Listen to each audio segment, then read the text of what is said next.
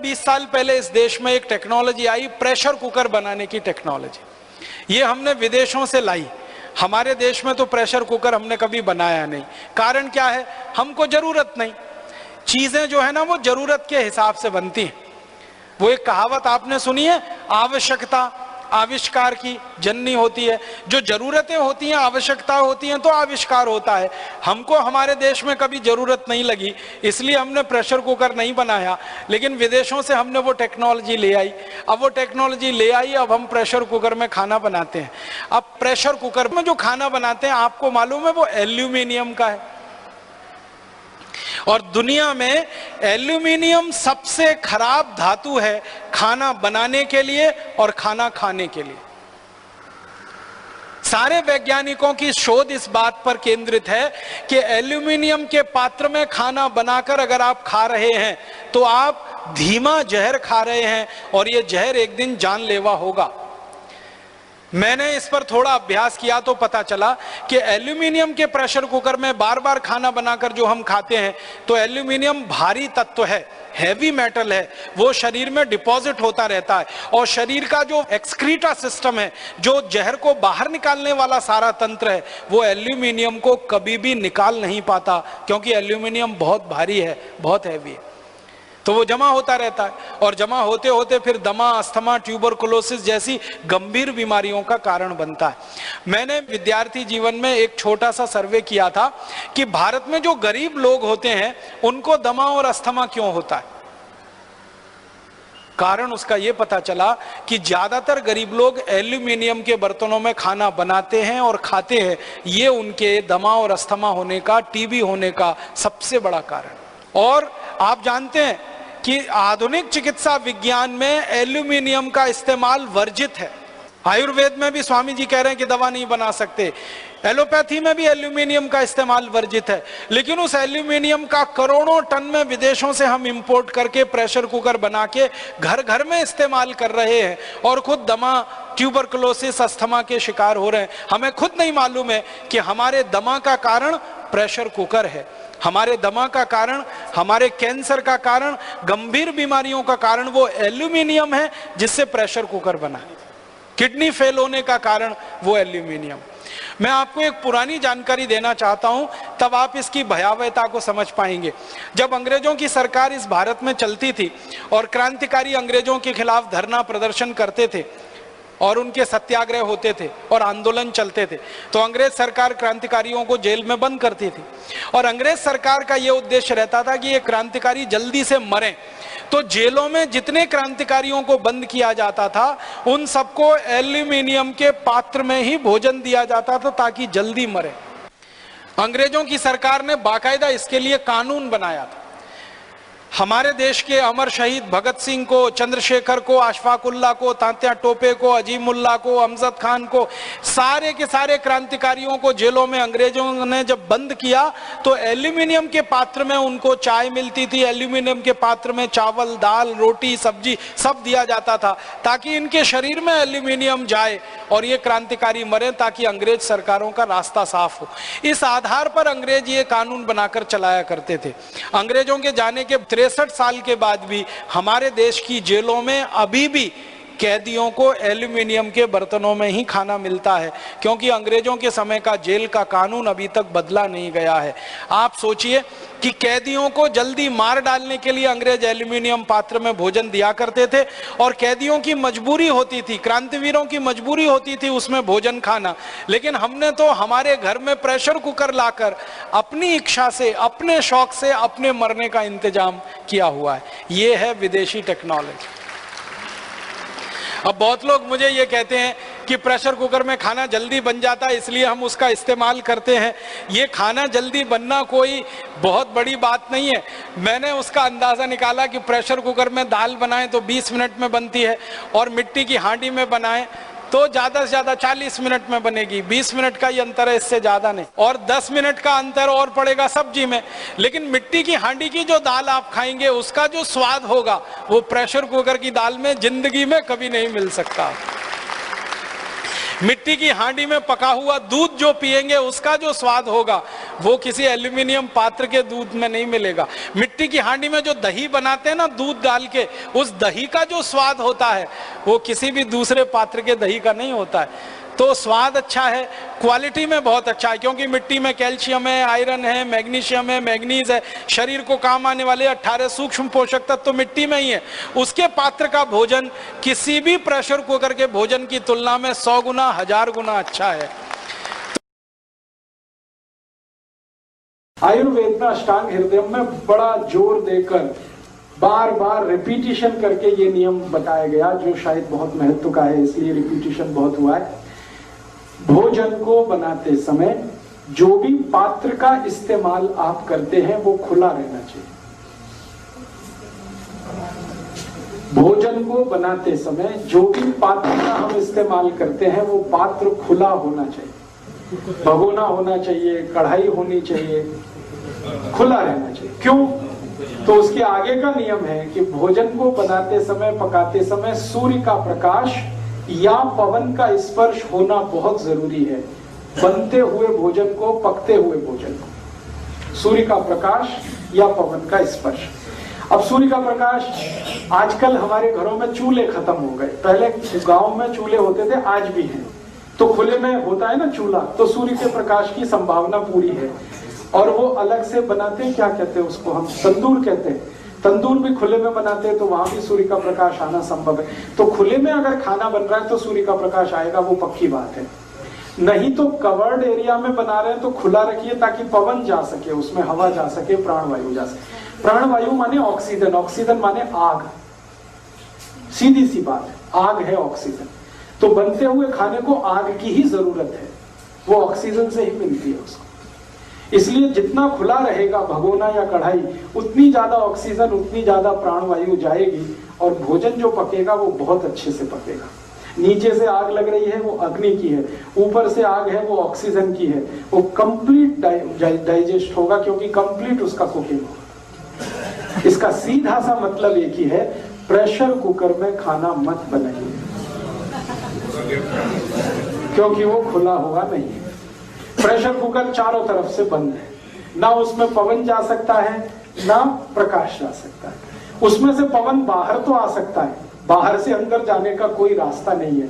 इसलिए कुकर का खाना क्वालिटी में सबसे खराब होता है।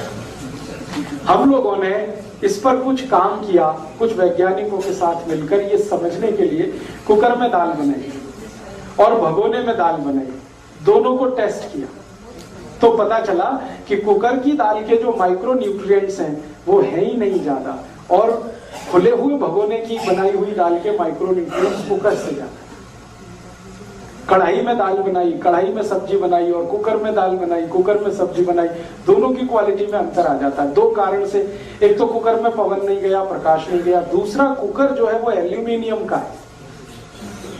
और मैं बार बार कह रहा हूं कि एल्यूमिनियम दुनिया का सबसे खराब मेटल है खाना बनाने के लिए और खाने के लिए। एल्यूमिनियम का इन्वेंशन हुआ, आविष्कार हुआ हवाई जहाज बनाने के लिए, मिसाइल्स बनाने के लिए, चंद्रयान बनाने के लिए, रॉकेट्स बनाने के लिए, क्योंकि इसको प्रेशर बर्दाश्त करने की ताकत बहुत है एल्यूमिनियम को। और हवाई जहाज 35,000 फीट पे उड़ता है तो एयर प्रेशर सबसे ज्यादा होता है। अगर स्टील का हवाई जहाज बनाएंगे तो फट जाएगा, ब्लास्ट हो जाएगा, इसलिए एल्यूमिनियम का बनाया जाता है। एल्यूमिनियम हवाई जहाज बनाने के लिए बहुत अच्छा मेटल है, मिसाइल बनाने के लिए अच्छा है, यान बनाने के लिए अच्छा है। ये खाना बनाने के लिए अच्छा मेटल नहीं है क्योंकि हैवी मेटल है, बॉडी में जाएगा तकलीफ करे। सोलर कुकर में अगर आपके ये जो यूटेंसिल्स हैं, पात्र, अगर वो एल्यूमिनियम के नहीं है तो अच्छा है, क्योंकि सोलर कुकर में भी एल्यूमिनियम के ही पात्र आजकल रखने लगे।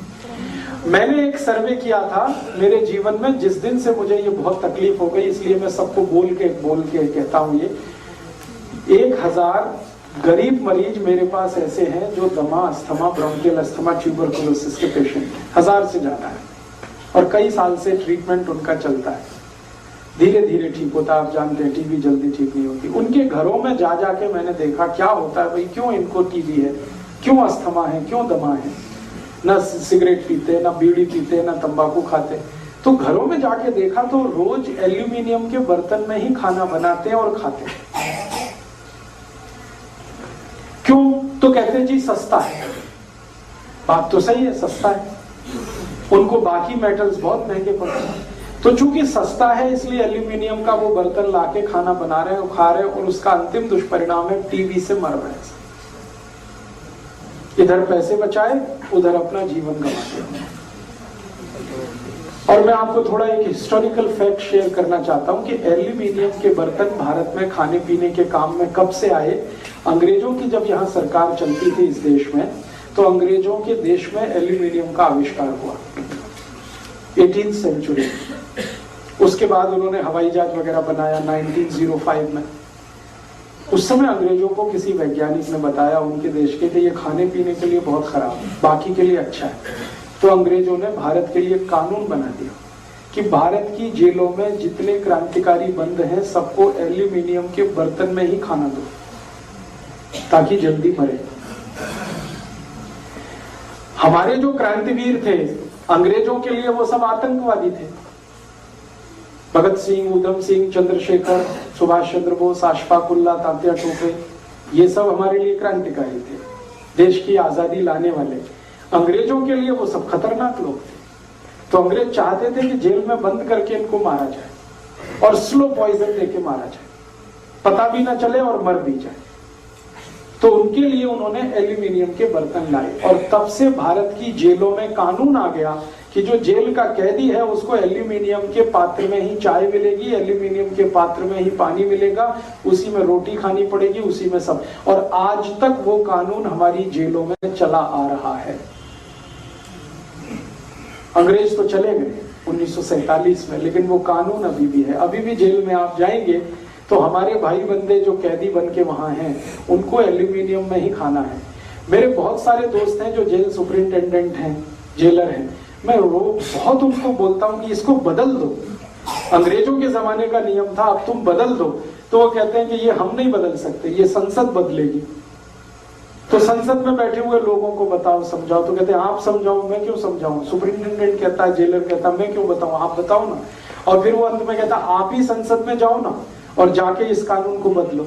माने मैं आपको जो इनसेंसिटिविटी बताना चाहता हूं हमारी सरकार की, कि आजादी के 60 साल के बाद भी ये नियम, कायदा, कानून बदला नहीं गया इस देश में। एल्यूमिनियम के बर्तनों में आज भी वहां खाना बट रहा है और वो आज भी टीबी और अस्थमा और दमा से मर रहे हैं। अंग्रेजों के जमाने में तो क्रांतिकारियों को होता ही था ये दुर्व्यवहार। तो मेरी आपको विनती है कि आपके घर में कोई भी एल्यूमिनियम का बर्तन तो कभी मत लाइए। कुकर तो जितना कम इस्तेमाल करें उतना अच्छा है। फिर आप कहेंगे कि उसमें समय कम लगता है। मैंने उसका भी कैलकुलेशन किया, कुकर में दाल बनाने में 10 मिनट लगता है और भगोने में दाल बनाएंगे तो उसमें 25 मिनट लगता है, बस इतना ही अंतर है। 15 मिनट आप बचाते हैं एक दिन में, तो महीने का, फिर साल का, फिर 100 साल का कैलकुलेशन मैंने किया। तो जितना समय आप बचाते हैं उतना आपका हॉस्पिटल में चला जाता है जब आप दमा के मरीज हो जाते हैं या अस्थमा के मरीज हो जाते हैं या टीबी के मरीज हो जाते हैं, और वो समय बचाया हुआ वहां जाता है पैसे के साथ। समय तो जाता ही है, पैसा भी जाता है। तो अल्टीमेटली ये कोई बेनिफिशियल नहीं है आपके लिए कि आपने 15 मिनट बचा लिया। आप अपने घर के टाइम को थोड़ा मैनेज कर दीजिए। जैसे दाल पकने को रख दिया, 25 मिनट लगना है खुले बर्तन में, ये पक्का है, तब तक आप दूसरे काम निपटा दीजिए। कोशिश कुछ इस तरह से करें। तो आप बोलेंगे सबसे अच्छे बर्तन कौन से हैं? एल्यूमिनियम तो सबसे खराब है, ये जान लीजिए। फिर सबसे अच्छे जो बर्तन भारत में माने जाते हैं उनमें है पीतल, सबसे अच्छा भोजन बनाने के लिए, भोजन खाने के लिए। पीतल के बाद जो दूसरा सबसे अच्छा एलॉय है वो कांसा। कांसे के बर्तन अभी भी बनते हैं पंजाब में, हरियाणा में, छोटे छोटे गांव में बहुत सारे बर्तन बनाने वाले लोगों की जातियां हैं जिनको शायद ठटेरे कहते हैं, वो लोग बनाते हैं ठोक कर, पीट कर। तो कांसे के बर्तन ले आइए, बहुत अच्छे हैं। पीतल के बर्तन ले आइए, बहुत अच्छे हैं। और आपने थोड़ी देर पहले कहा दही, दही हमेशा कांसे के बर्तन में खाएं तो अमृत है, लोहे के बर्तन में खाएंगे तो वो लोहे ही जैसा है। हाँ, बहुत अच्छा सवाल है। हरा कब होता है? जब दही खट्टा होता है। खट्टा दही कांसे के बर्तन में डालने से पहले गुड़ मिला के फिर आप खाइए, कभी भी हरा नहीं होगा। दही जैसे ही खट्टा हुआ तुरंत गुड़ डाल दीजिए उसमें। सब्जी में भी टमाटर वगैरह। हाँ, इसके लिए क्या करना है आपको, इसके लिए थोड़ी व्यवस्था ये करनी है कि कांसे के बर्तन में सब्जी डालनी है, तो जितना जल्दी खा लेंगे उतना अच्छा है। जितना जल्दी खा लेंगे, उसको स्टोर करके नहीं रखना। स्टोर करने के लिए जो बर्तन है वो पीतल वाले, और स्टोर करने के लिए इन दोनों से भी अच्छे कुछ बर्तन हैं, पीतल और कांसे से भी अच्छे कुछ बर्तन हैं चांदी के, सिल्वर के। लेकिन चांदी इतनी महंगी है, 20,000 रुपए किलो है, तो मैं डर लगता है किसी को बताऊं। और चांदी से भी अच्छे बर्तन होते हैं सोने के, स्टोर करने के लिए, लेकिन सोना तो और भी महंगा है। अब आखिरी बात जो मैं कहने जा रहा हूं वो ये है कि इन सबको नहीं कर सकते तो मिट्टी के बर्तन ले लीजिए, चीप एंड बेस्ट। मिट्टी की हांडी आती है, मिट्टी का तवा आता है, हांडी में दाल पकती है, हांडी में सब्जी भी पकती है, हांडी में चावल भी पकता है, हांडी में खिचड़ी भी पकती है, और तवे पे रोटी भी बनती है। मिट्टी की हांडी 15 से 20 रुपए में मिलती है, 3-4 महीने चलती है, यूज एंड थ्रो है, टूट गई तो फिर ले लीजिए, फिर ले लीजिए, फिर ले लीजिए। उससे हमारी इकोनॉमी भी चलती है। हाँ, गैस पे चलेगी, बराबर चलेगी। बस आपको ध्यान इतना रखना है कि मिट्टी की हांडी में दाल पकाई या चावल पका, कुछ भी पकाया, तो गैस धीमी रखिए। मिट्टी की विशेषता है कि उसको आग धीमे धीमे धीमे धीमे चलेगी। तो धीमी आग में पकाएंगे तो गैस की बचत होगी, और जो दाल पकेगी उसका स्वाद इतना जबरदस्त होगा कि आप उंगली चाट जाएंगे। आज हिंदुस्तान में मिट्टी की हांडी की बनी हुई दाल खाने के लिए 5 स्टार होटल में 400 रुपए लगते हैं, दिल्ली बंबई में हांडी की दाल। कभी जयपुर जाइए तो जयपुर शहर से पहले एक चौकी ढाणी करके रेस्टोरेंट बना है, तो वहां लोग सिर्फ खाना खाने इसलिए जाते हैं कि मिट्टी की हांडी की दाल मिलती है, और वो 250 रुपए की थाली देता है, और दाल तो थोड़ी ही देता है। दूसरी बार ले लो तो 400 रुपए ले लेता है। अब मैंने एक दिन हिसाब लगाया, 400 रुपए में तो 10 हांडी घर में आती है। लेकिन लोग ऐसे हैं कि 400 रुपए की दाल खाने वहां जाते हैं लाइन लगा के, घर में 4 हांडी ले आए और उसमें दाल पकाएं, वो उनको तकलीफ लगता है। तो मेरा तो आपसे कहना, मिट्टी की हांडियां शुरू करिए लाना। मैं तो, मुझे बचपन का याद है, मेरा जन्म गांव में हुआ, मेरी दादी माँ दूध बनाती थी मिट्टी की हांडी में, दूध पकाती थी, और बहुत धीमी धीमी आंच पर वो दूध पकता था। पकते पकते एकदम लाल हो जाता था, और उस दूध का जो स्वाद है वो किसी दूध में नहीं आता। और उस दूध का जब दही जमाते थे, एकदम लाल सुरख दही होता था। उसका जब मक्खन निकालते थे तो मक्खन भी उसका ऐसा ही होता था, और उसकी छाछ पीते थे, माने लस्सी, और भी अद्भुत होती थी। वो स्वाद हमने सब भुला दिया। मॉडर्नाइजेशन के चक्कर में, अमेरिका की और यूरोप की नकल करने के चक्कर में हम मिट्टी को भूल गए।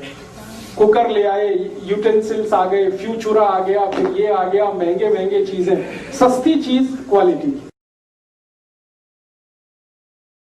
मैं एक बार जगन्नाथपुरी गया था, आप भी गए होंगे। तो मैंने मंदिर के महंत को पूछा कि ये भगवान का प्रसाद, माने वहां दाल और चावल मिलता है प्रसाद के रूप में, वो मिट्टी की हांडी में क्यों बनाते हैं? तो उसने एक ही वाक्य कहा, मिट्टी पवित्र होती है। लेकिन वो जो नहीं कह पाया महंत, वो आपको मैं कहना चाहता हूं कि मिट्टी न सिर्फ पवित्र होती है, बल्कि मिट्टी सबसे ज्यादा वैज्ञानिक होती है। क्योंकि हमारा शरीर मिट्टी से बना है। हम जब मरते हैं ना और शरीर को जला देते हैं तो 20 ग्राम मिट्टी में बदल जाता है पूरा शरीर। और इस राख का मैंने विश्लेषण करवाया एक लेबोरेटरी में, तो उसमें कैल्शियम निकलता है, फास्फोरस निकलता है, आयरन निकलता है, जिंक निकलता है, सल्फर निकलता है, 18 माइक्रो न्यूट्रिएंट्स निकलते हैं मरे हुए आदमी की राख में। ये सब वही माइक्रो न्यूट्रिएंट्स हैं जो मिट्टी में है। तो महंत कहता है कि मिट्टी पवित्र है, इसलिए हम मिट्टी के बर्तन में ही दाल पकाते हैं, भगवान को पवित्र चीज ही देते हैं, अपवित्र चीज भगवान को नहीं दे सकते। वो बहुत वैज्ञानिक स्टेटमेंट है, बस इतना ही है कि वो उसको एक्सप्लेन नहीं कर सकता। अच्छा, मैं वो दाल ले आया और भुवनेश्वर लेके गया, पुरी से भुवनेश्वर। भुवनेश्वर में CSIR का एक लेबोरेटरी है, council of science and industrial research का लेबोरेटरी है, जिसको रीजनल रिसर्च लेबोरेटरी कहते हैं। तो वहां ले गया, कुछ वैज्ञानिकों से कहा ये दाल है, उन्होंने कहा हाँ ये पुरी की दाल है। मैंने कहा इसका विश्लेषण करना है, इस दाल में क्या है? तो उन्होंने कहा हमारे पास पूरे इंस्ट्रूमेंट नहीं है, हमारे पास जो जो चाहिए वो नहीं है, आप दिल्ली ले जाओ तो बेहतर है।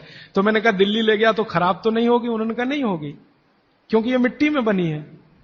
तो पहली बार मुझे समझ में आया मिट्टी में बनी है तो खराब नहीं होगी। तो मैं ले गया दिल्ली तक, सच में ले गया, और भुवनेश्वर से दिल्ली पहुंचने में आप जानते हैं करीब करीब 36 घंटे से ज्यादा लगता है। दिल्ली में दिया, कुछ वैज्ञानिकों ने उस पर काम किया और उनका जो रिजल्ट है, जो रिसर्च है, जो रिपोर्ट है, वो ये है कि इस दाल में एक भी माइक्रो न्यूट्रिएंट कम नहीं हुआ पकाने के बाद भी।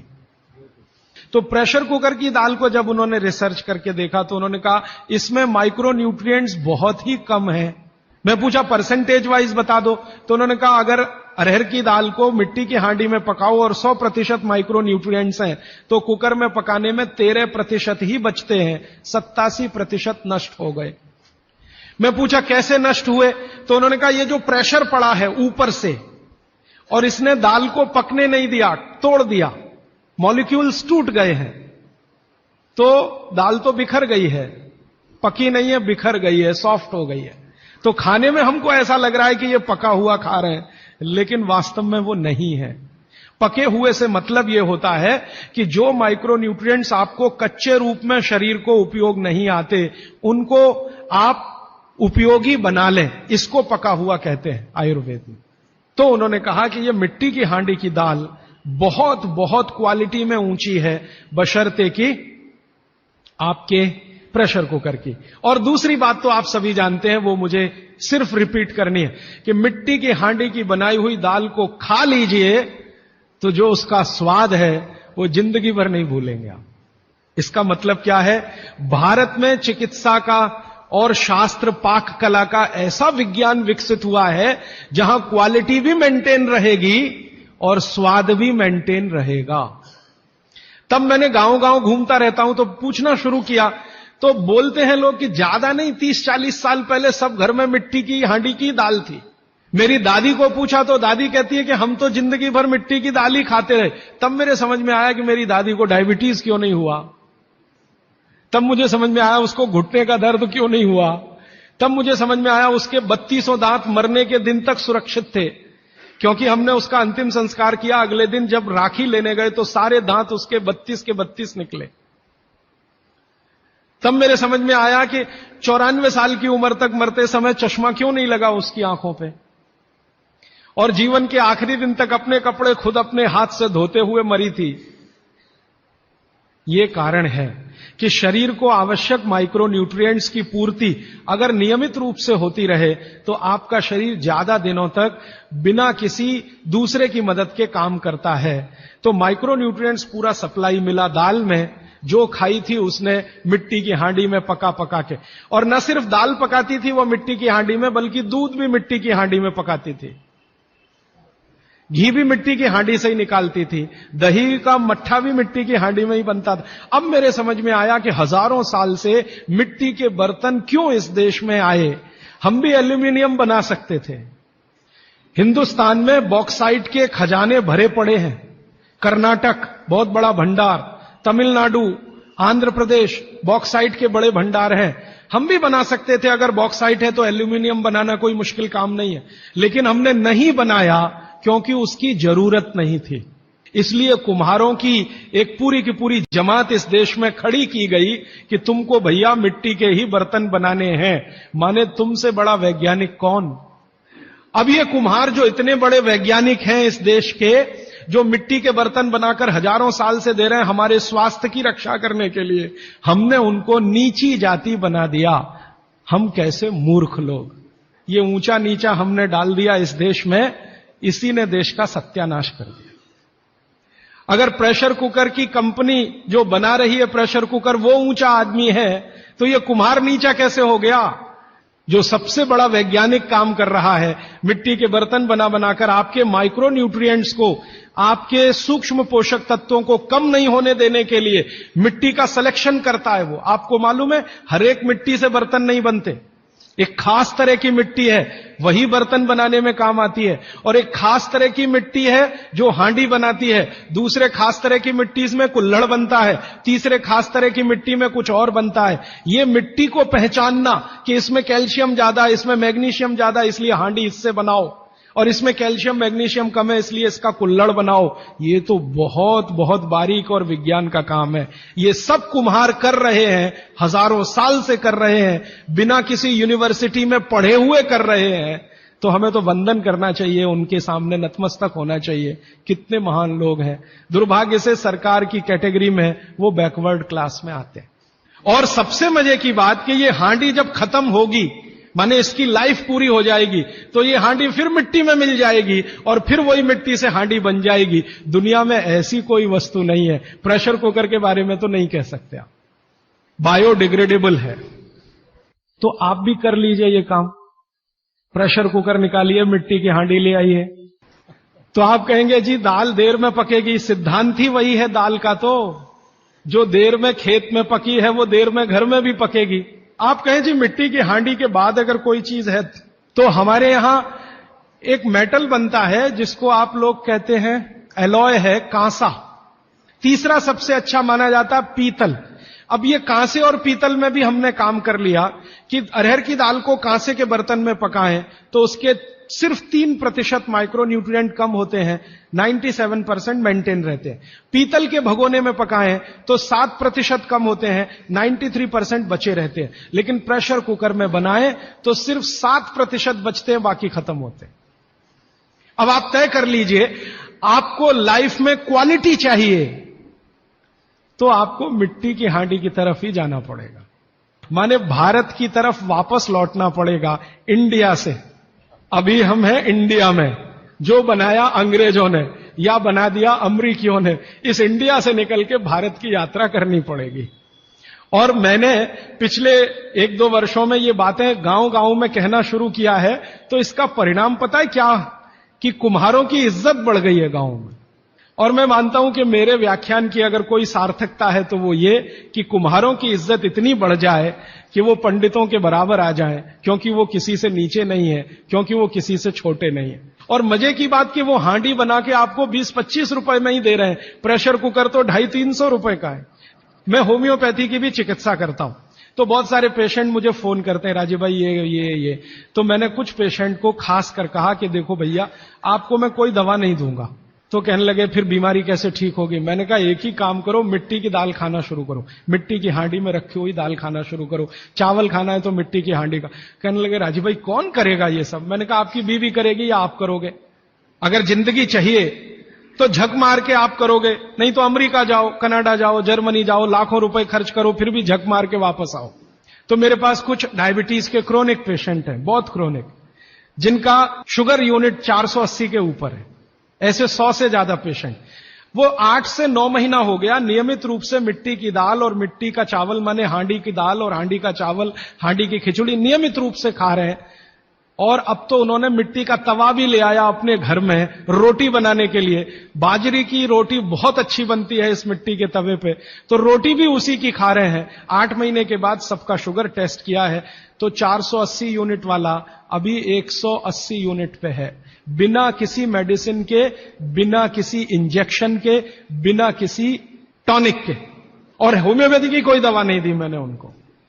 कुछ लोगों को ज्यादा परेशान थे, दवा भी दो, उनको प्लेसिबो दे दिया। प्लेसिबो समझते हैं, खाली गोली, दवा नहीं डाली। तो पेशेंट को लग रहा है कि मैं दवा खा रहा हूं, दवा खा के अच्छा हो रहा हूं। मुझे मालूम है कि वो कोई दवा नहीं है, वो प्लेसिबो है, वो अच्छा हो रहा है उस मिट्टी की दाल खा के, मिट्टी का चावल खा के, मिट्टी की खिचड़ी खा के। रिजल्ट ये है। तब मैंने मान लिया कि बागभट्ट सच में महान आदमी थे।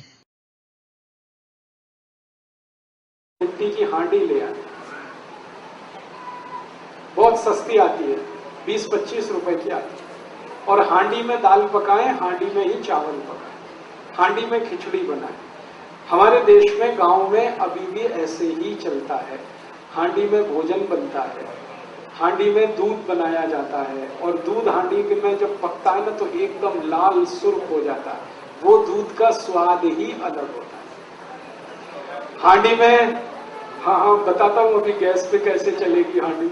हांडी में दही भी जमाया जाता है, बहुत अच्छा स्वाद। आप कभी कलकत्ता जाएं तो वहां मीठा दही जरूर खाएं। कलकत्ता वाले उसको मिष्ठी दही बोलते हैं। वो सब हांडी में ही पकता है। हांडी में गरम करेंगे, हांडी में ही जमाएंगे, तभी उसमें टेस्ट आता, नहीं तो टेस्ट ही नहीं आता। बड़े बड़े 5 स्टार होटल में मिष्टी दही कलकत्ता से आता है। कलकत्ता में तो बहुत सस्ता है, लेकिन 5 स्टार होटल में वही 500 550 रुपए का हो जाता है थोड़ा दही। और अब तो 5 स्टार होटलों में हांडी की दाल भी मिलती है, 250 रुपए की एक कटोरी। आप यहां जाइए ना, हयात जो यहाँ का दिल्ली का बड़ा रीजेंसी में चले जाइए, हयात में चले जाइए, इंपीरियल में चले जाइए, अशोका इन में चले जाइए, सब जगह हांडी की दाल है। लेकिन एक कटोरी 240, 250, 260 ये कीमत है। 250 में तो कम से कम 10 हांडी आती है। लोग जाते हैं वहां खाने के लिए हांडी की दाल, लेकिन घर में हांडी लाके क्यों नहीं पकाते? तो आप कहेंगे गैस पे नहीं चलेगी, बहुत अच्छे से चलेगी। हांडी को गैस पे चलाने का सबसे सरल उपाय है, गैस को धीमा रखो। कभी भी तेज गैस किया तो हांडी चटक जाएगी। हल्की आंच रखो तो हांडी कभी नहीं टूटती। और मान लो टूट भी गई तो दूसरी ले लेना, कौन सी ऐसी आफत है। हिंदुस्तान में 1.5 करोड़ कुम्हार हैं जो ये बनाते हैं। वो भूखमरी के शिकार हैं, क्योंकि आप खरीदते ही नहीं उनकी हांडी। आपने तो कुकर ला ला के कुम्हारों को बेकार कर दिया। रेफ्रिजरेटर ले आए तो घड़े बिकने बंद हो गए उनके। जब से कुकर आ गया उनकी हांडियां बिकनी बंद हो गई। प्लास्टिक के गिलास आ गए तो कुल्हड़ बिकने बंद हो गए उनके। हमने मोमबत्ती लगाना शुरू कर दिया तो दिए बनने बिकने, दीपक बिकने बंद हो गए।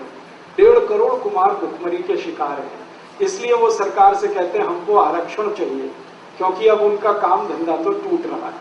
तो आप उनकी थोड़ी तो चिंता करो, कुछ खरीदो उनका, तो उनकी जिंदगी चले, उनका रोजगार बढ़े। तो सबसे आसान है कि हांडी खरीदना शुरू कर दो, दाल चावल उसमें बनाओ और वही खाओ। इसका सबसे बड़ा फायदा जो मैं कहना चाहता हूं वो ये कि आप जानते हैं हांडी मिट्टी की है, और मिट्टी में सबसे ज्यादा कैल्शियम है, मिट्टी में सबसे ज्यादा फास्फोरस है। कैल्शियम और फास्फोरस हमारे शरीर का सबसे महत्वपूर्ण केमिकल है।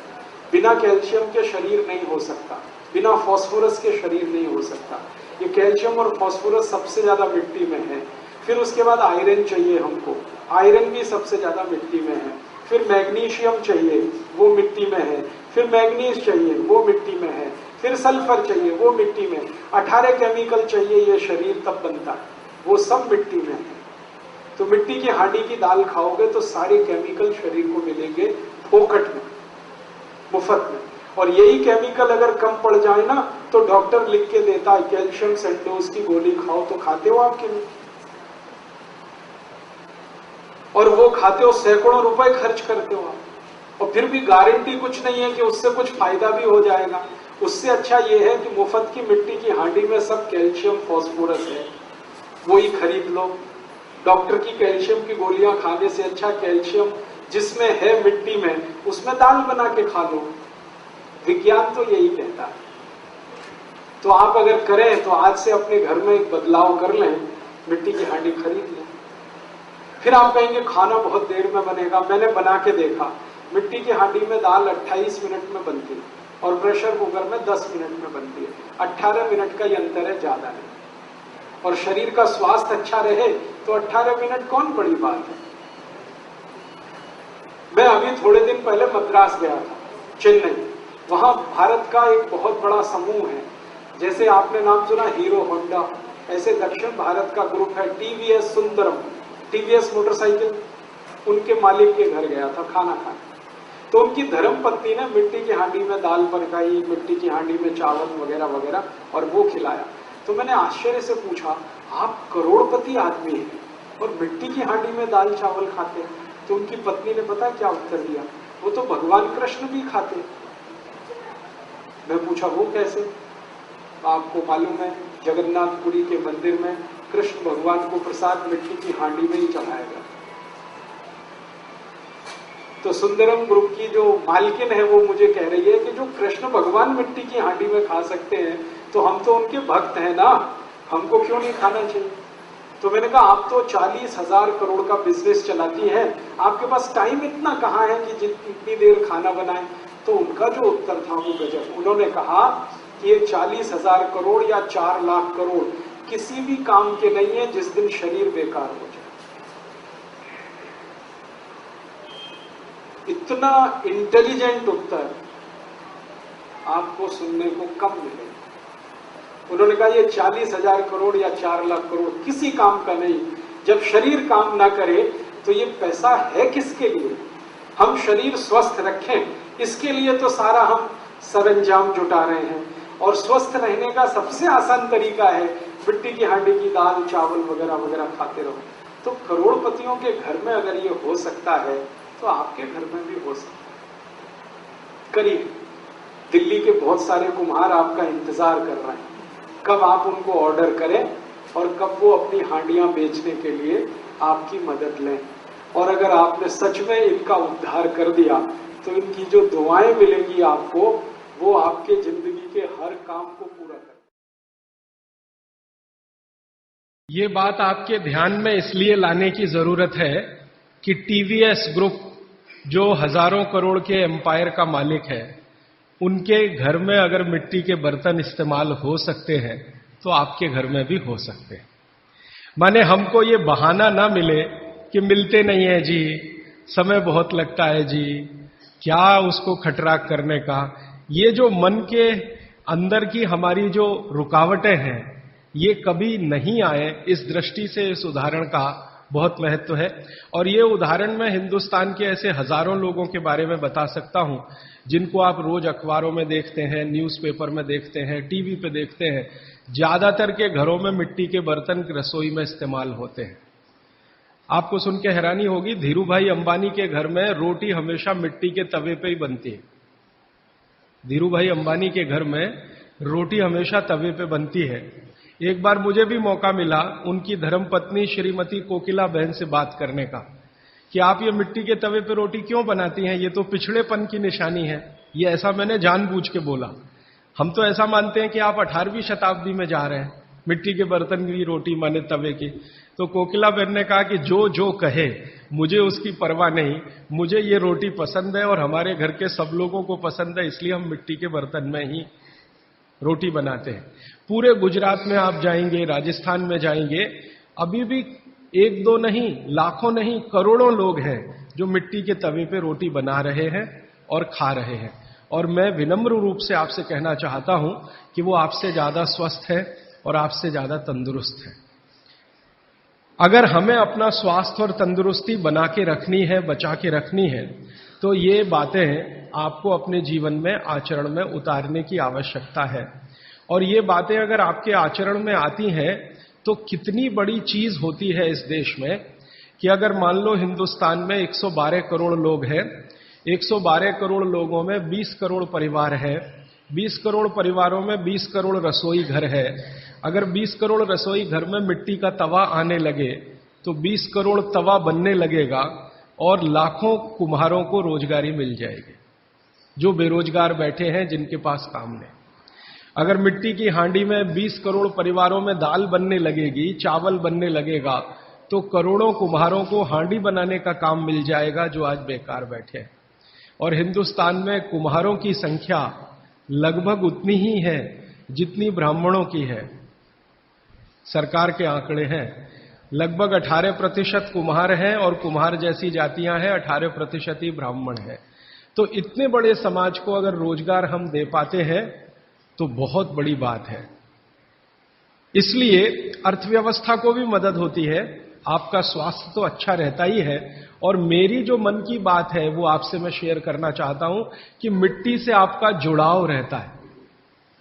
मिट्टी से जुड़े रहना ये सबसे बड़ी बात मानी जाती है। हम पता नहीं कहां कहां से चेन्नई में आए हैं, कोई बिहार से आया, कोई राजस्थान से, कोई गुजरात से, लेकिन अक्सर मन में आता है कि अपनी मिट्टी से जुड़े रहें। तो अपनी मिट्टी से चेन्नई जैसे शहर में जुड़े रहने का एक ही रास्ता है कि आप इन मिट्टी के बनाए हुए बर्तनों का इस्तेमाल करें। तो स्वास्थ्य की दृष्टि से तो बहुत ही अच्छा है और अर्थव्यवस्था के लिए भी बहुत अच्छा है। मैंने कल जो बातें कही थी उनको 1 मिनट में फिर से रिपीट करता हूं। कल मैंने एक ही सूत्र का आपके सामने विश्लेषण किया था, भागवत ऋषि का लिखा हुआ, कि जिस भोजन को बनाते और पकाते समय पवन का स्पर्श और सूर्य का प्रकाश ना मिले वो भोजन को कभी नहीं करना। इस विश्लेषण में से शुरू हुआ कि पवन का स्पर्श और सूर्य का प्रकाश कहां कहां नहीं मिलता। तो सबसे पहली चीज निकल के आई प्रेशर कुकर। प्रेशर कुकर का खाना ना खाएं, कल मैंने बहुत विस्तार से बता दिया, आज सिर्फ दोहरा रहा हूं याद रखने के लिए। और उसके विकल्प के रूप में मैंने आपसे कहा मिट्टी के बर्तनों में खाना बनाएं। मिट्टी के बर्तन में खाना बनाने के पीछे जो सबसे बड़ा वैज्ञानिक कारण है कि ये जो मिट्टी है इसमें 18 तरह के माइक्रो न्यूट्रिएंट्स हैं। ये बात हमेशा आप याद रखिएगा। कैल्शियम मिट्टी में है, आयरन मिट्टी में है, सिलिकॉन मिट्टी में है, सल्फर मिट्टी में है। आपके शरीर को हर दिन 18 तरह के सूक्ष्म पोषक तत्वों की जरूरत होती है। 18 तरह के सूक्ष्म पोषक तत्वों की जरूरत होती है, जिनको आप अलग अलग भाषा में बोल देते हैं कि हमको प्रोटीन्स चाहिए, हमको विटामिन्स चाहिए, हमको कार्बोहाइड्रेट्स चाहिए, हमको फैट्स चाहिए। ये डॉक्टर कहता है ना आज की भाषा में कि आपको प्रोटीन की कमी हो गई है, प्रोटीन चाहिए, आपको कार्बोहाइड्रेट्स ज्यादा चाहिए, आपको फैट्स ज्यादा चाहिए। तो ये जो कुछ भी चाहिए इनको रसायन शास्त्र की भाषा में मैंने आपको समझाया कल, और आज कह रहा हूं कि ये 18 तरह के सूक्ष्म पोषक तत्व हैं जिनको मिल जाने से आपके भोजन को संपूर्णता मिलती है, माने भोजन पूर्ण होता है। और संयोग से या प्रकृति के कुछ ऐसे नियम से ये सारे तत्व मिट्टी में हैं, इसलिए मिट्टी के बर्तनों का उपयोग आपके लिए बहुत ही अच्छा है। दूसरा मैंने आपको कारण बताया था विज्ञान का। जिस वस्तु को खेत में, कृषि भूमि में पकने में जितना ज्यादा समय लगता है, रसोई घर में भी उसको ज्यादा समय में ही पकाना चाहिए। क्योंकि मैंने आपसे कहा कि खेत की मिट्टी में अरहर की दाल खड़ी है, 7-8 महीने में तैयार होती है। 7-8 महीने धीरे धीरे उसने प्रोटीन लिया, प्रोटीन के रूप में कुछ केमिकल्स उसने लिए मिट्टी से। ये 7-8 महीने तक लेते रहे अरहर की दाल के दाने, उसकी जड़ों की मदद से, तने की मदद से। अब वो दाल तैयार हुई है तो उसको पकाने में भी समय लगना चाहिए। जल्दी से आपने पका दिया तो उसके अंदर जो प्रोटीन्स गए हैं, जो बहुत तरह के माइक्रो न्यूट्रिएंट्स मिट्टी से अंदर गए हैं, इनको वापस आपके शरीर में आने में संभावना नहीं है। वो टूटेंगे तो आपके लिए उपयोगी उतने नहीं होंगे। मैंने आपसे कहा कि प्रेशर कुकर में वाष्प का दबाव इतना ज्यादा होता है कि दाने टूटते हैं, पकते नहीं है, वो टूटते हैं। और टूटे हुए दाने, गर्म पानी है नीचे से, वो आपको ऐसा लगने लगता है कि वो पक गए हैं। वो पके नहीं है, वास्तव में वो सॉफ्ट हो गए हैं, मुलायम हो गए हैं। पकने से मतलब मैंने आपको बताया था कि उसके अंदर जो कुछ भी प्रकृति ने दी है पोषकता, वो आपको मिलने की स्थिति में आ गई या नहीं, तब हम उसको कहते हैं कि ये पक गया है। चाहे वो गेहूं का दाना हो, चाहे अरहर का दाना हो या तुअर का। तो ये बात अगर आपके ध्यान में आती है कि पकना मतलब क्या होता है और उबलना मतलब क्या होता है। एक शब्द है उबलना। उबलना होता है प्रेशर कुकर में, पकना होता है मिट्टी की हांडी में। क्योंकि मिट्टी की हांडी में धीरे धीरे पकती है हर चीज। कारण क्या है? मिट्टी जो है ना, ऊष्मा की कुचालक है। आप में से जो विद्यार्थी है वो जानते हैं, बैड कंडक्टर है, ऊष्मा की कुचालक है। माने मिट्टी को कोई चीज जल्दी ऊष्मा के रूप में मिलेगी नहीं, धीरे ही धीरे मिलेगी। तो धीरे ही धीरे फिर दाल पकेगी, और दाल पकेगी तो धीरे धीरे उसके माइक्रो न्यूट्रिएंट्स पानी के साथ आएंगे। फिर आप वो खाएंगे तो आपके शरीर को पूरी पोषकता मिलेगी।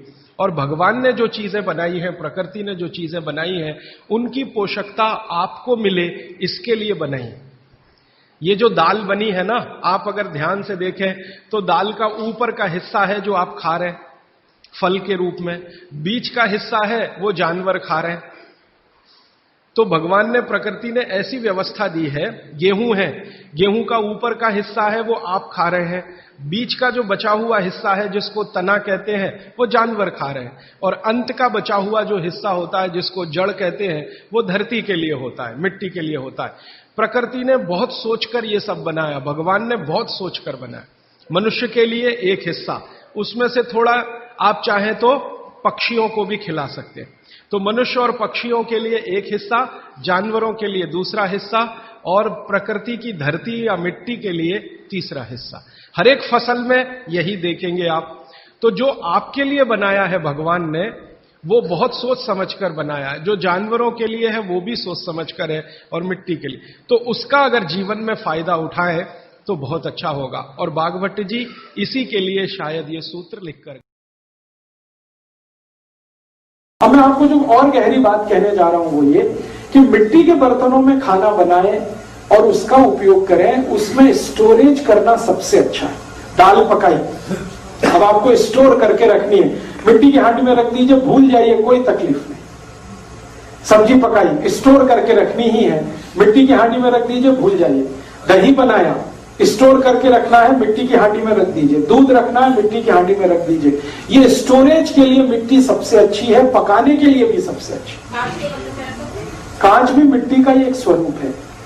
कांच जो बनता है ना, मिट्टी से ही बनता है। सिलिका, सिलिका माने मिट्टी, तो कांच का बर्तन भी मिट्टी के ऑल्टरनेट के रूप में चल सकता है, लेकिन थोड़ा महंगा है, उससे भी सस्ती मिट्टी है। और एक बात जान लीजिए, मिट्टी जो है सारे माइक्रो न्यूट्रिएंट्स की मां है।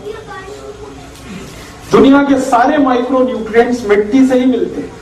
कैल्शियम आपको चाहिए, मिट्टी से मिलता है। फास्फोरस चाहिए, मिट्टी से मिलता है। सल्फर चाहिए, मिट्टी से मिलता है। जिंक चाहिए, मिट्टी से मिलता है। मैग्नीशियम चाहिए, मिट्टी से मिलता है। मैग्नीज चाहिए, मिट्टी से मिलता है। आयरन चाहिए, मिट्टी से मिलता है। सारी दुनिया जहान के माइक्रो न्यूट्रिएंट्स मिट्टी से ही मिलते हैं, क्योंकि मिट्टी सूरज की धूप में लाखों साल तपती है,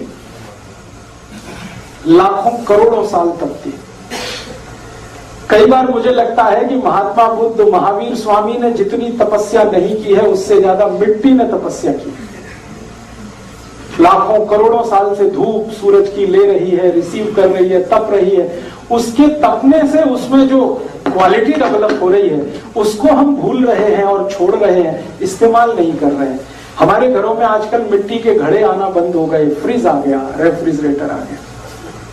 मिट्टी के दिए आना बंद हो गए, चाइना से बने हुए बल्ब की झालर आ गई दिवाली पे। हम कहते तो अपने आप को मॉडर्न है, लेकिन मूर्खों की श्रेणी में हम शामिल होते जा रहे हैं।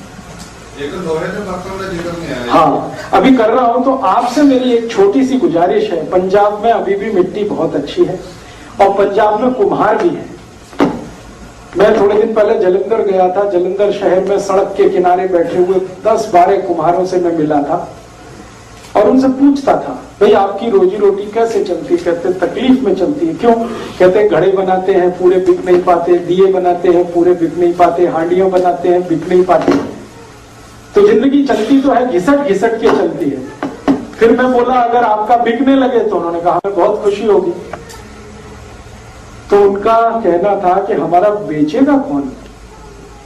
हमारे पास तो जाहिरात करने का, एडवर्टाइजमेंट करने का पैसा नहीं है। मैंने कहा मैं करूंगा आपका एडवर्टाइजमेंट, फोकट में आपका ब्रांड एम्बेसडर बनूंगा। तो मैं सारे देश में घूम घूम के लोगों से कहता हूं कि आज ही ऑर्डर दे दो अपने किसी कुम्हार को कि 2-4 हांडियां लिया, 1-2 घड़े लिया, तवा मिट्टी का मंगा लीजिए। जो 2-4 चीजें आ जाए आपके घर में तो बहुत सुधार आ जाएगा खाने में, क्योंकि कैल्शियम आयरन की डिफिशियंसी हमारे भोजन में खूब हो रही है। और आजकल उस डिफिशियंसी का दुष्परिणाम जानते हैं क्या है? हम सभी की माताएं और बहनें जब गर्भावस्था में जाती हैं तो बिना सीजर बच्चे आते ही नहीं इस दुनिया में। वो कैल्शियम की डिफिशियंसी का कारण है, आयरन की डिफिशियंसी का कारण है। आयरन और कैल्शियम दोनों ही कम होगा, बॉडी में फ्लेक्सिबिलिटी होगी नहीं, बच्चा तो सीजर करना ही पड़ेगा आपको। और जिनके बच्चे सीजर हो गए, याद रखिएगा, जिंदगी भर उनको कोई भी दर्द से छुटकारा दिला नहीं सकता। पीठ का दर्द, पांव का दर्द, घुटने का दर्द होने ही वाला है। सीजर होने के बाद तो कोई भगवान भी आपका दर्द नहीं मिटा सकता। जिंदगी भर डॉक्टर कहेगा दवा खाते रहो, दवा खाते रहो, दर्द मिटाते रहो या कम करते रहो, फिर दवा बंद करो, फिर दर्द आएगा। तो इतना बड़ा जुल्म क्यों करना अपने शरीर पर? माताओं को अक्सर मैंने देखा गर्भावस्था के समय में हीमोग्लोबिन 8 और 9 और 7 के आसपास है। आयरन की इतनी कमी है, खाने में आयरन मिल नहीं रहा है, कैल्शियम कम हो गया है, क्योंकि यूरिया डीएपी इतना डाल दिया है खेत में कि उससे हमारे शरीर के भोजन की गुणवत्ता प्रभावित हुई है। तो इसको कुछ बैलेंस करना है तो मिट्टी ही कर सकती है, क्योंकि मिट्टी में भरपूर कैल्शियम है, भरपूर आयरन है, भरपूर फास्फोरस है। मिट्टी में दाल पकाते ही आप देखते हैं कैल्शियम बढ़ जाएगा, टेस्ट उसका बता देगा आपको, फास्फोरस बढ़ जाएगा, टेस्ट बता देगा। तो मेरा आपको फोर्सफुली ये रिक्वेस्ट है, जोर देकर मैं आपसे कह रहा हूं कि 2-4 बर्तन खरीद लीजिए। वो कुम्हार की जिंदगी सुधर जाएगी और आपका घर का बजट कम हो जाएगा और आपके भोजन की क्वालिटी अच्छी हो जाएगी। मैंने एक दिन हिसाब निकाला, भारत में 1,50,00,000 कुम्हार है और 20 करोड़ परिवार हैं इस देश में। अगर हर परिवार 2-2, 4-4 हांडियां खरीद ले, एक-एक तवा खरीद ले, एक-एक घड़ा खरीद ले, तो 1 करोड़ 50 लाख की जिंदगी हमेशा के लिए खुशहाल हो जाए। और वो 1 करोड़ 50 लाख जब अपनी जिंदगी आपकी मदद से चलाएंगे तो आपको ही भगवान मानेंगे। है बनता आप जो है, मैं जालंधर में देखा बहुत अच्छा तवा, काली मिट्टी का तवा है, लाल मिट्टी का तवा है, पीली मिट्टी का, 3 तरह के तवे हैं।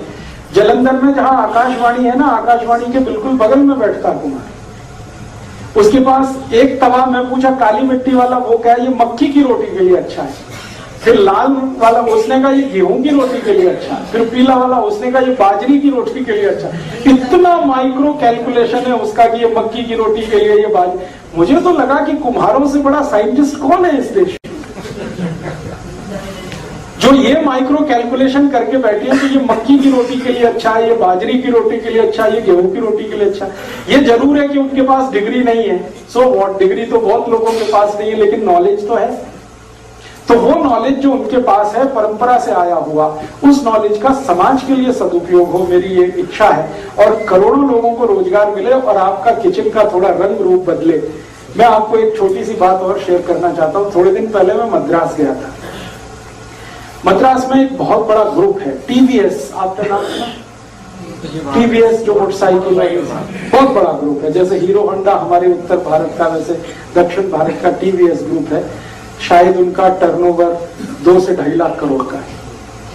तो उनके घर के किसी सदस्य ने मेरी कोई सीडी सुनी, सीडी सुन के वो लेक्चर में आए। लेक्चर के बाद उन्होंने मुझे इनवाइट किया कि आप हमारे घर डिनर को आएंगे। मैंने कहा आऊंगा अगर फुर्सत हुई तो उनका आइए, हमको बहुत खुशी होगी। तो मैं उनके घर गया डिनर के लिए, तो इतना हैरान हो गया कि उनके रसोई में सारे बर्तन मिट्टी के, घड़ा मिट्टी का है, तवा मिट्टी का है, हांडी मिट्टी की है। वो आटा गूंदने के लिए जो थाली होती है ना, वो भी मिट्टी की है, परात उसको कहते हैं, सब कुछ मिट्टी का। अब मैंने उनके घर की मालकिन से पूछा कि 2.5 लाख करोड़ का एम्पायर आप संभालती है, पति पत्नी दोनों मिलकर काम करते हैं, इतना बड़ा एम्पायर संभालती है, मिट्टी की हांडी में दाल पकाने का समय कब मिलता है आपको? तो उनका जो उत्तर था वो देख के मैं दंग रह गया। उन्होंने कहा कि मिस्टर दीक्षित, दुनिया में हेल्थ से ज्यादा महत्वपूर्ण कुछ नहीं होता। अगर हमारी हेल्थ हम मेंटेन नहीं कर सकते तो ये 2.5 लाख करोड़ कुछ काम का नहीं। अगर हम बीमार पड़ते हैं, डॉक्टरों के पास जाते हैं, इधर हजारों करोड़ कमाते हैं, उधर कमाते हैं, तो ये किसी काम का नहीं। और अगर मिट्टी के बर्तनों का इस्तेमाल करके हमारी हेल्थ सुरक्षित है और हमको सालों साल डॉक्टर के पास जाना नहीं पड़ता, दवा खानी नहीं पड़ती, तो इससे अच्छा क्या सौदा है? तो मैंने कहा समय ज्यादा लगता है। तो उन्होंने कहा मैं मैनेज करती हूँ उस समय को, इधर दाल चढ़ा दिया, उधर ये चढ़ा दिया, मुझे दूसरे काम है, फाइल साइन करनी है, वो कर लिया, ऑर्डर किसी को प्लेस कर, वो सब मैनेज करती हूँ मैं। तो मैनेजमेंट का ही सारा किस्सा है। तब तो मुझे समझ में आया कि ये बहानेबाजी हम छोड़ें कि इसमें समय ज्यादा लगता है, कि इसमें ऐसा होता है, ये धुलने में तकलीफ है, या इसमें कोई तकलीफ दुनिया में बड़ी नहीं है आपके हेल्थ से ज्यादा। तो आपकी हेल्थ को ध्यान में रख के अगर आप मिट्टी के बर्तन लाएंगे तो बहुत ही अच्छा, स्टोरेज के लिए भी, पकाने के लिए। दूध आप जरूर पकाइए मिट्टी की हांडी में, फिर पी के देखिए। दही जमाइए मिट्टी की हांडी में, फिर खा के। आप कभी बंगाल जाते हैं? कलकत्ता में वो मिष्टी दही, मीठा दही मिलता है, सारा देश और दुनिया उसकी गुणगान करता है। उस दही की सारी क्वालिटी वो मिट्टी के कुल्हड़ की है, मिट्टी की छोटी छोटी हांडियों में दही जमा के रखते हैं, उसका टेस्ट। और रसगुल्ला बनाते हैं, वो रसगुल्ले का दूध मिट्टी की हांडी में उबालते हैं, तब जाके वो रसगुल्ला इतना सॉफ्टी बनता है। वो कहते हैं कि अगर हम किसी दूसरे बर्तन में दूध उबालकर उसको फाड़ें तो रसगुल्ले में सॉफ्टनेस नहीं आती, मिट्टी की हांडी में बनाते हैं तो सॉफ्टनेस आती है। तो पूरे बंगाल में, उड़ीसा में, और अब तो मैं एक और बात आपसे शेयर करने जा रहा हूं कि भारत के सारे बड़े मंदिर, देवालय, भगवान के स्थान मिट्टी के बर्तनों में ही प्रसाद बनाते हैं और भगवान को अर्पण करते हैं। कभी आप पुरी जाइए, जगन्नाथपुरी में भगवान कृष्ण का मंदिर है। वहां जो प्रसादम बनता है, भोग लगता है, वो मिट्टी की हांडी में लगता है। पहली बार जब मैं गया तो वहां के पुजारी को मैंने पूछा कि आपका मंदिर बहुत गरीब है क्या, जो मिट्टी की हांडी में खाना बनाता है? तो पुजारी ने कहा कि हमारे मंदिर के पास 5,600 किलोग्राम सोना है, मंदिर के पास, आप क्या कहते हैं, गरीब है? मैंने कहा हाँ, ये तो नहीं कह सकता गरीब है। उन्होंने कहा हम तो मिट्टी की हांडी में इसलिए भगवान को प्रसाद अर्पण करते हैं कि मिट्टी पवित्र होती है, उससे ज्यादा पवित्र दुनिया में कोई चीज नहीं। तब मुझे स्ट्राइक किया कि मुझसे ज्यादा इंटेलिजेंट तो ये मंदिर का पुजारी है, जो ये मानकर काम कर रहा है कि मिट्टी पवित्र होती है। मुझे ये बात समझने में लेबोरेटरी लगती है, रिसर्च लगता है, उसको ये बात समझने में 1 ही मिनट लगती है, मिट्टी पवित्र होती है। तो मिट्टी की पवित्रता, मिट्टी के गुणगान जितने आप करना चाहें करिए, लेकिन जिंदगी में रखिए। और फिर मुझे लगता है कि हमारे बुजुर्गों की कहावत हम सिद्ध कर पाएंगे, मिट्टी से जुड़े रहो, तो वो तभी संभव है जब मिट्टी की हांडियां हैं, मिट्टी की कढ़ाई है, मिट्टी के बर्तन है आपके घर में। कोशिश करिए घड़ा तो आ ही जाए मिट्टी का पानी के लिए। दूसरी कोशिश करिए पीने के लिए गिलास जो चाहिए वो मिट्टी के आ जाए आपके घर में। तीसरी कोशिश करिए 2-4 हांडियां आ जाए, तवा आ जाए। यहीं पटियाला के आसपास के किसी कुमार को ऑर्डर दे दीजिए, वो इतना खुश हो जाएगा, वो कहेगा कि ये कहां से भगवान लोग चले आ रहे हैं मेरी मदद करने के लिए। और आपकी जीवन और आपकी जिंदगी दोनों बदलेगी। और मैं आपको एक छोटी सी अपनी ऑब्जर्वेशन कहना चाहता हूँ, जिनको भी डायबिटीज है, जिनको भी डायबिटीज है, जिनको भी अर्थराइटिस है, जिनको भी ब्लड प्रेशर हाई है, जिनको भी ब्लड प्रेशर लो है, जिनको भी कोलेस्ट्रॉल ज्यादा है, जिनको भी ट्राइग्लिसराइड्स की प्रॉब्लम है, ये सब लोग कल से ही मिट्टी की दाल खाना शुरू करें, हांडी से चावल खाना शुरू करें, खिचड़ी। और 3 महीने के बाद आप ऑब्जर्व कर लीजिए, बिना मेडिसिन खाए आपका ट्राइग्लिसराइड कम हो रहा है, बिना मेडिसिन खाए आपका डायबिटीज माने शुगर कंट्रोल हो रहा है, बिना मेडिसिन के आपका बीपी कंट्रोल हो रहा है, बिना मेडिसिन की बहुत सारी चीजें हो रही है, क्योंकि बॉडी को जो खुराक चाहिए वो आपको भरपूर। अब इसके बाद मैं चाहता हूं कि आपके मन में कुछ प्रश्न है तो आप जरूर करें। लोहे के बर्तन के बारे में। हाँ, लोहे के बर्तन के बारे में ये कहा जाता है कि लोहा जो रॉट आयरन है, रॉट आयरन, एक तो स्टेनलेस स्टील है, ये अच्छा नहीं होता, रॉट आयरन बहुत अच्छा है। जो प्योर आयरन फॉर्म में मिलता है ना, थोड़ा काला काला, वो लोहे के बर्तन। तो उस लोहे के बर्तन में आप सब्जियां बना सकते हैं, दाल भी चाहे तो पका सकते हैं। लोहे की कढ़ाई आप बाजार में मिलती है आसानी से, वो कई गुने अच्छी है प्रेशर कुकर से। हाँ, काली हो जाती है तो उसका तरीका बताता हूँ साफ करने का। लोहे की कढ़ाई को साफ करने के पहले उसमें नींबू निचोड़ दीजिए, या नींबू के छिलके से उसको अच्छे से घुमा दीजिए, और आपके घर में जो भी साफ करने के लिए है उसको रब करके कर दीजिए, बिल्कुल क्लियर हो जाए। नींबू इस्तेमाल करके सब क्लियर कर देता हूँ। लोहे की कढ़ाई जिवें मर्जी साफ कर, तो मैं खुद यूज करता जी लोहे। बहुत अच्छा। ਉਹਦੇ ਵਿੱਚ ਜਿਹੜੀ ਚੀਜ਼ ਬਣੂਗੀ ਸਾਫ਼ ਕਰਨ ਤੋਂ ਬਾਅਦ ਉਹਦਾ ਕਲਰ ਬਲੈਕ ਹੀ ਆਏਗਾ, क्योंकि आयरन आयरन उसमें आने ही वाला है। वो तो आयरन ब्लैक है तो आयरन आएगा, तो वो तो थोड़ी ब्लैकिशनेस आएगी, उससे घबराइए मत। क्योंकि आयरन की गोलियां खाते हैं आप, हजारों रुपए खर्च करते हैं, उससे अच्छा आयरन की कढ़ाई है आपके पास। इतना जरूर ध्यान रखिए कि ये जो आयरन है कढ़ाई में, रॉट आयरन, ये स्टेनलेस स्टील से अच्छा है, और कई गुना ये एल्यूमिनियम से भी ज्यादा अच्छा है। स्टील अच्छा है लेकिन 50-50 स्टील से अच्छा आयरन है। स्टील को क्या करते हैं, स्टेनलेस बनाने के लिए उसमें निकिल और क्रोमियम 2 केमिकल मिक्स करने पड़ते हैं, दोनों ही हैवी हैं। तो स्टेनलेस स्टील से अच्छा हमेशा आयरन होता है, आयरन से अच्छा हमेशा कांसा है, कांसे से अच्छा पीतल है, और इन सब से अच्छा मिट्टी। पित्तल तो यूज करने की गल है कि जब इनको हमें यूज करते हैं तो कढ़ाई की जाती है। हाँ, कुछ लोग कलई कर लेते हैं, और वो कलई इसलिए की जाती है कि थोड़ा सफाई में मदद करे और उसमें ज्यादा घी भी नहीं चिपके, क्योंकि वो कलई करते ही थोड़ा स्टिकनेस उसकी कम हो जाती है, तो वो घी ज्यादा नहीं चिपकता, तेल ज्यादा नहीं चिपकता। लेकिन कलई ना करें तो अच्छा ही है, कलई कर भी लेंगे तो इतना खराब नहीं।